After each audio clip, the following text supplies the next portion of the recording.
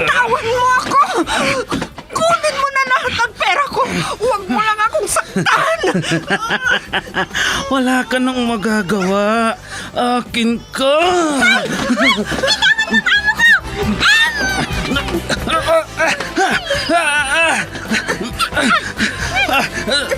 Sino kang pumulupot sa likod ko? Bumaba ka dyan.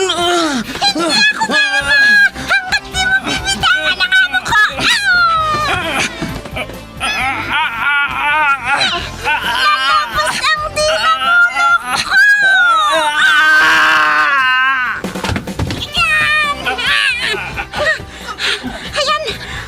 Natumba na siya, madam! Salamat, Pepita! Salamat!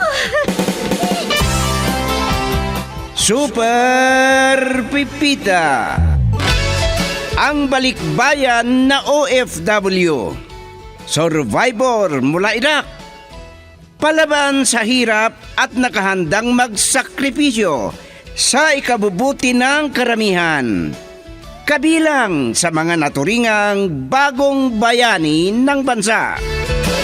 Super Pipita, isang dula na kung saan inyong mapapakinggan ang iba't ibang pakikipagsapalaran ng isang OFW. Super Pipita, mula sa Lovelet Artist and Talent Center Drama Productions, handog sa inyo ng #1 and most trusted radio network in the country, Bombo Radio Philippines. Basta Radio Bombo.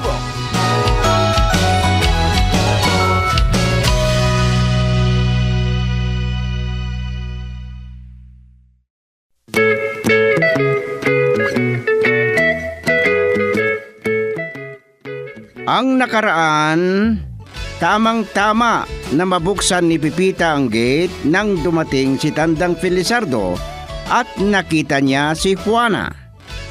Sandali lang nakinausap ni Tandang Rodrigo at pinahiya sa sinabi niya sa kanya na bago siya umuwi, hiniling niya sa ating bida ang numero ng cellphone ni Juana.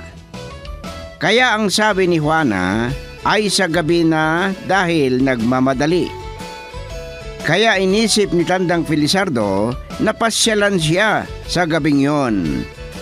Nagtaka si Aling Josefina dahil naligo na naman ang pinsan niya at hindi inasahan na may kasama si Juana na umuwi, at napahiya dahil hindi siya naintindihan ang sinabi ng ating bida sa kanya. At ngayon, narito ang karugtong ng isang linggong kasaysayan na pinabagatang Dalawang Retirado, dito sa ating dula, Super Pipita.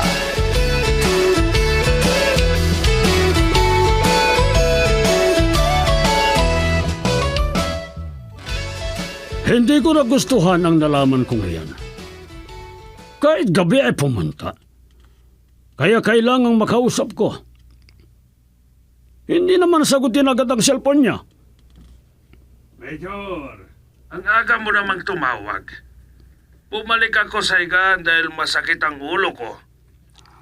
Pumunta ka raw kagabi dito sa bahay. Kaninang umaga ko nalaman. Gusto ko, pumunta ka dito sa bahay ngayon din. Ah, bakit? Kung kulang ang ininom mong alak kagabi, magpapakatay ako ng kambing at utusan ko si Pipita na magluto. Kahit pato na pulutan natin. O kaya tawagin ko si Mukong dahil magaling siyang magluto ng adobong pato. Hintayin kita, ha? Kung hindi ka sana maaga na nakatulog kagabi, Rodrigo, nakapag-usap tayong mabuti. Ano ang magagawa ko kung maaga akong natulog? Huwag mong sabihin na matanda na ako. Malayong isipin ko yan. Kahit ako naman ay matanda na. Mabuti naman at inaamin mo yan. Sayang nga at nakatulog ako. Hindi ko tuloy nakausap si Jimwell. Kung tumawag ka sana kagabi, di hindi ako natulog ng maaga. Kinalulungkot ko, kaibigan. Dahil nung namasyal ako dyan sa bahay ninyo, ay hindi na kailangan na hingin pa ni Pipita ang pagpayag mo. Iba naman yan. Kung una ay tumawag ka, di papapasukin ka agad ni Pipita. O ano? Pupunta ka ba o hindi? Yes, Major. Pupunta ako.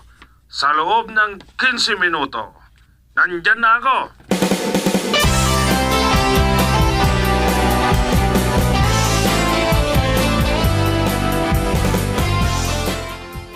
Wala pag 5 minuto, nakaligo ka na. Para kang manok at nakabihis ka kaagad. Minamadali ako ni Rodrigo, Josepina. Maaga kasi na natutulog. Nung pumunta ako doon. Hindi naman siya ang pupuntahan ninyo, kundi may gusto kayong makita. Ang tanda na ninyo, Kuya Felicio. May nadarama pa ba kayo? Pareho kayong marites ng retiradong matanda na yon. Ayan ka na naman. Binigyan mo na naman ako ng palayaw. Binanggit mo na naman ang presyo. At huwag mo nang sabihin na chismoso ako o kaya ay marites.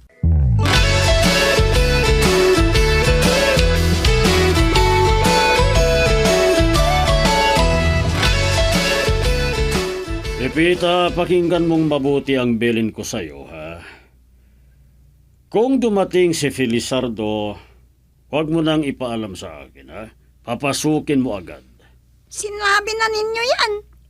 Kung si Sir Felizardo ang dumating na bisita, ay hindi ko nahingin ang pagpayag ninyo para papasukin. Ipaalala ko lang. At sabihin ko sa'yo, ha? Maalala ko. Nakausap mo ba yung bisita ni Juana kagabi? Si Lieutenant Jimwell.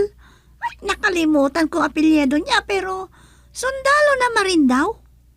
Ano ang itsura niya? May itsura rin. Ang gusto kong sabihin, Major, gwapo, malakas, at kayo manggi. Military ang itsura niya. Siya na yung nagbubusina. Sige, puntahan mo na, Pipita.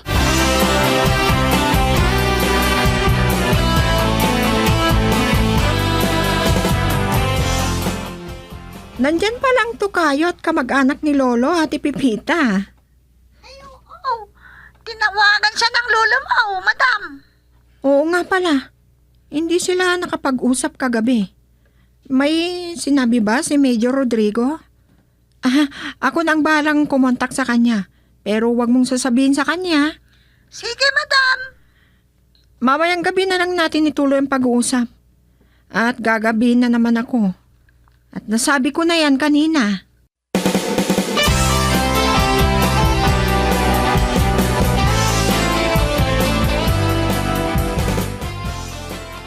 Niyaya mo akong uminom.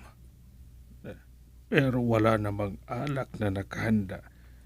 At nakita ko kanina na pumasok si Pipita sa isang kwarto. Magpapainom sana ako talaga, Felizardo, pero hindi na dahil napakainit ang panahon. Kanina parang uulan. At tinawagan ko si Berting pero walang magluluto ng adobo ng karne ng pato. At si Pipita, hindi niya ba alam na magluto ng adobong pato? Wala siyang hindi kayang lutuin. Magaling na magluto yung napili kong katulong. Pero wala naman siyang iluluto dahil lumipad yung pato na yon. Kaya, sige, magbalita ka na lang. Marami akong pwedeng ibalita kung gusto mo, Major. Isa-isahin mo lang ang ibalita mo sa akin. Sandali nga lang, magpapakuha ako ng tubig. Kanina pa ako nauuhaw. Parang natuyuan ang aking lalamunan. Mayabang na ako. Pero mas mayabang pa ang mokong na ito. Ang akala ko ang alak ang ipapakuha niya kay Pipita. Hindi naman pala.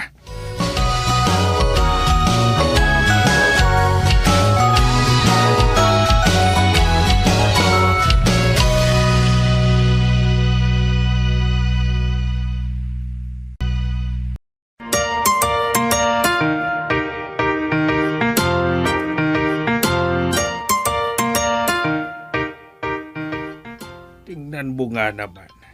Totoo ang swerte. Hello! Akala ko hindi mo na sasagutin, Major. Papatayin ko na sana ang cellphone ko. May ginawa lang ako. At nasa kwarto ko ang aking cellphone. Alam mo naman ang matanda. Aminin na ninyo kasi na matanda na kayo. At lagi rin sinasabi ni Lolo na kalabaw lang ang tumatanda.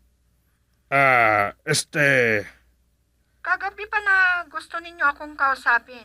Pero nagkataon na bisita ko si Jem. May sasabihin kayo sa akin? O kaya magpa-interview kayo sa akin? May mga importante na gusto kong iparating sa'yo. Ay, gusto ko yan. Baka makatulong sa programa ko. Konting oras ang kaya kong ibigay sa inyo. Gabi na kung matapos ang programa ko. Anong oras ka ba uuwi? 9:00, Major. Kung hindi ka maaga na magising, kahit 9:00 na tayo magkita. Hintayin kita sa harap ng inyong himpilan. Pwede naman, para matapos na.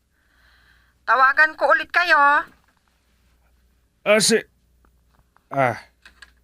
Pinatay niya na. Buhay talaga ng reporter. Akalain mo yan. Tawagan niya ako.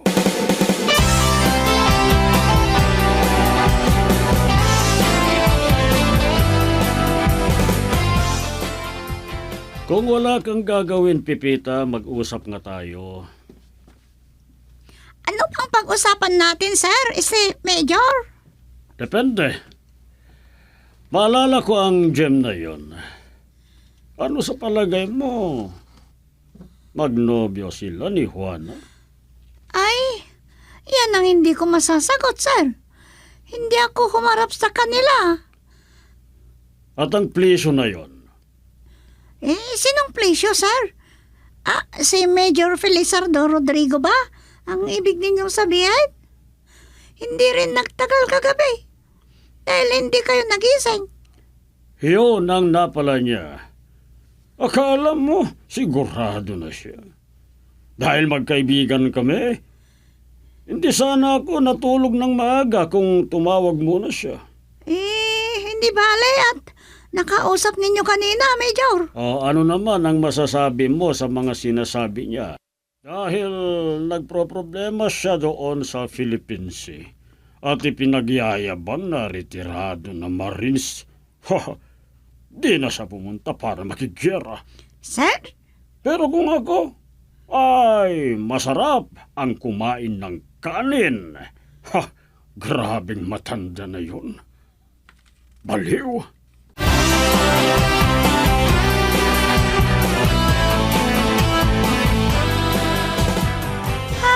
Hindi ko maintindihan ang magkaibigan na retirado raw na sundalo.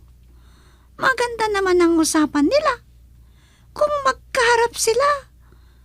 Pero marami ang sinasabi si Sir Rodrigo kay matandang Felizardo pag wala na.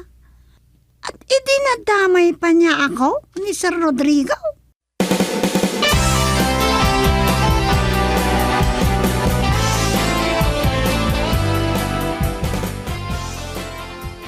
Hindi ba ninyo narinig ang pagtawag ko sa iyo, Kuya Felizardo? Maghahapunan na tayo.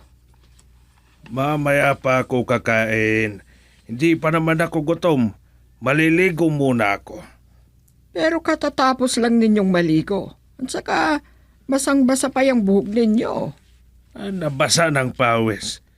Sige, kumain ka na kung gutom ka. Hindi pa naman. Sayang at masarap pa naman ang niluto ko. Parang wala akong ganang kumain kung walang kasabay. Ikaw naman, kung anong dinadahilan mo. Bakit kasi hindi ka nakipag-asawa? Kung yan lang ang rason na makikipag-asawa ako, marami akong pwedeng kausapin. Ay, sige na nga, kakain na ako. Gusto mo rin naman palang kumain kahit wala kang kasabay. Hindi mo rin matiis ang gutom mo. Mas masarap ang kakainin ko mamaya. Magaling yata akong tumaya kaysa ang Marines na yon. Hindi ko alam kung nobyo na ni Juana.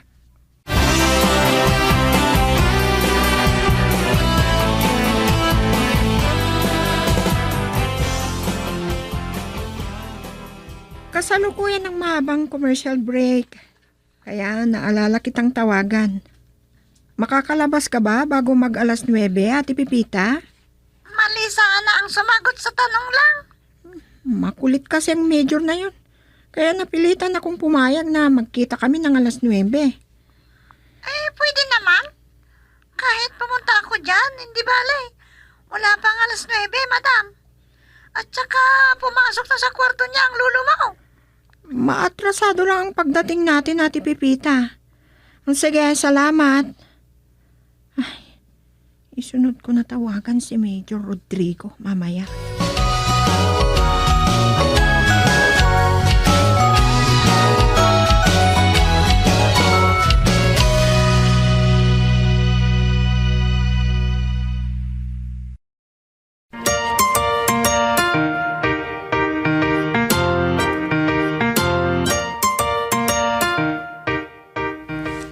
Hinihintay ko ang tawag mo, Juana. Matutuloy ka ba? Oo naman. Dahil tapos na akong mag-oo sa inyo. Ang hirap pa namang tansyahin ang oras ko. Salamat at may panahon ka sa akin. Alam kong busy ka sa trabaho mo. At sa oras, sa nobyo mo. Nasa destino ba? Hindi kaya magselos yun? Madalang naman kaming mag-usap. Mas gusto niyang hawakan ang baril niya kaysa sa cellphone niya. Oo nga pala. Nagpaalam ba kayo kay Lolo na magkita tayo? Hindi. Bakit? Kailangan pa ba yan? Nakalimutan ko. Sasabihin ko na lang kay Ate Pipita. Sige, at magkita na lang tayo mamaya. Pinatay niya na. Ipaalam ko raw kay matandang Rodrigo. Nako. Teka sandali. Talaga kaya na nobyo niya ang Marines na yon?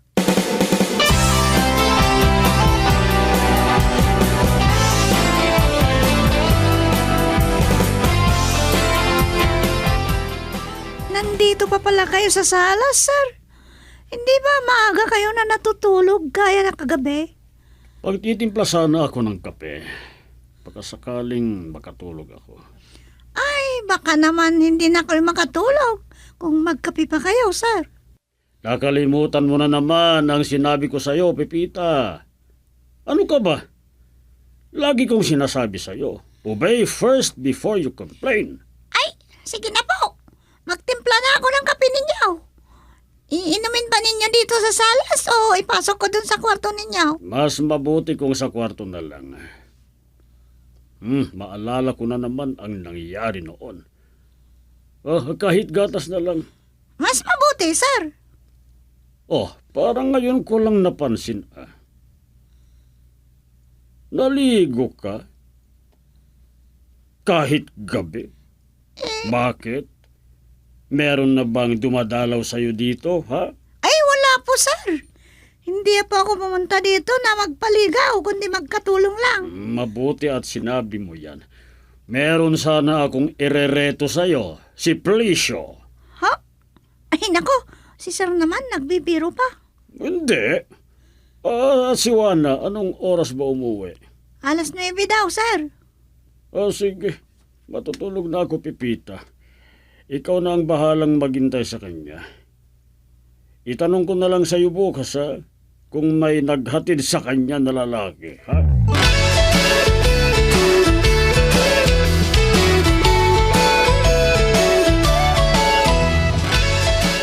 Oo, maganda mga sinasabi ninyo na pag-uusapan natin, Major. Marami ang problema na dapat lutasin. Sabi ko na nga ba at kakampihan mo ang mga sinabi ko. Gaya ng problema sa agrikultura. Pero nahalat ako. Ako lang ang kumakain. Walang ano man yan. Nagmerienda na kami kanina. Buti sana kung hindi ako nag-order ng marami. Pero pumalpak na naman. Nagtaka nga ako at marami kayong in-order. Ang alam ko, may kasama tayong kakain. Ikaw lang ang gusto ko na makausap. Ang gusto kong sabihin, ikaw lang ang pagkakatiwalaan ko na bahagi ng media. Pasensya na po kayo kung atrasado ako ang dating, madam. Naghintay pa ako ng masasakyan. Pipita. Nakaamoy ka. Tinawagan ko para may kasama akong uuwi. Nandito naman ako na maghahatid sa'yo.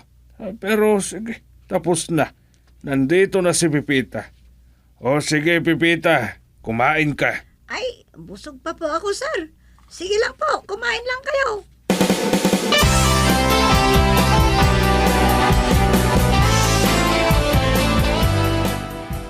Mabuti may duman na taxi. Baka gabihin tayo masyado ng uwi. Pasensya ka na at nadamay ka pa, Ate Pipita. Ano palang masasabi mo sa mga sinabi ni Major Rodrigo? Muntik nang wala akong maintindihan. Parang shortcut ang pagpapaliwanag. Parang hindi naman kasi tamang mga sinasabi.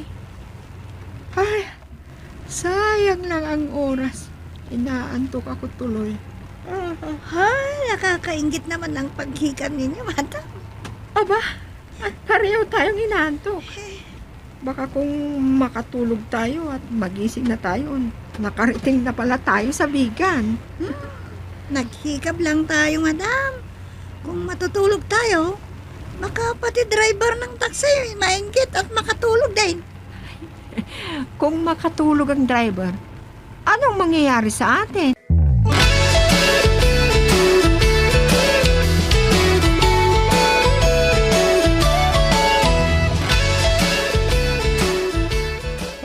Mabuti sana kung itinaon na gutom ako at nag-order ng marami para matagal kami na mag-usap ni Juana. Pero muntik nang hindi kumain. At saka dumating din si Pipita. Inaasahan ko na dalawa lang kami ni Juana. Teka.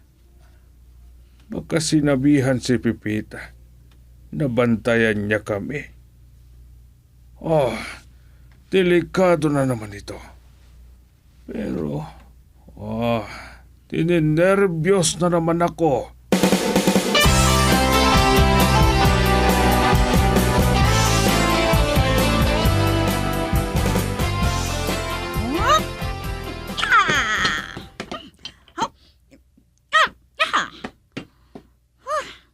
Nakakapagod na. Ay, mula nang dumating ako nakatulong dito nila Sir Rodrigo at Madam Juana. Ngayon uli ako makakapag-practice ng ganito. Yeah! Ang hirap naman. Ate Pipita, marunong ka pala ng karate Ay, hindi po. Wala po yun, Madam. Gising na pala kayo. Bilib ako sa iyo, Ate Pipita. Napagod at napuyat ka kagabi. Pero maaga ka pa rin nagigising. Pwede ba na turuan mo rin akong magkarate?